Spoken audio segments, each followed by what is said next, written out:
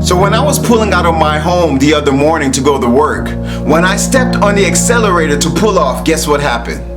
Nothing. I mean, you can hear the engine, you know that it's working, but the car wasn't going anywhere. And so immediately I looked down, and upon doing so, I figured out what was going on. You see, I had made it out of reverse, but didn't quite make it into drive. And so which gear did that leave me in? It left me in neutral. Now, I know I'm not the only one that this has happened to, but there is one thing in particular that I want us to all take notice of.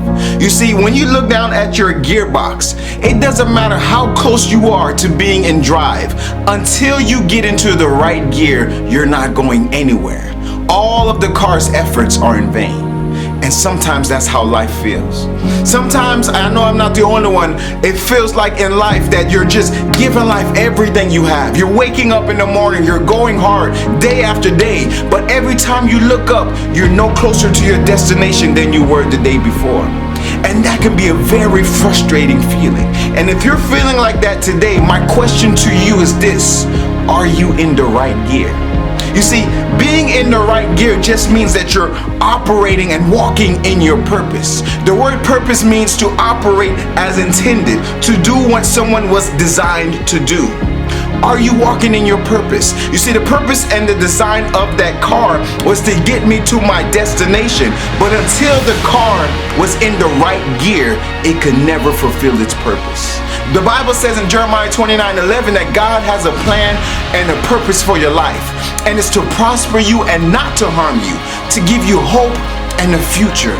As sweet as God's plans are for your life, those plans will not unfold until you decide to walk in your purpose. That's the key to being in the right gear.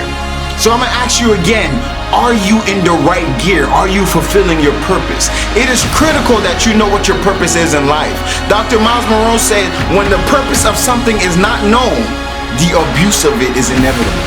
And so, do you know what your purpose is? You see, if you don't know what your purpose is, Bishop T.D. Jakes says it like this: if your purpose is undetermined, then the clue is in your passion, those gifts and those passions God has given you. So if you have not figured out your purpose, then start with your passion.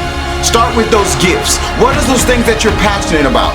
What are those things that you're gifted at? And are you pursuing it? Because if you do not walk in your purpose, if you do not shift into the right gear, you are at risk at spending your life in neutral.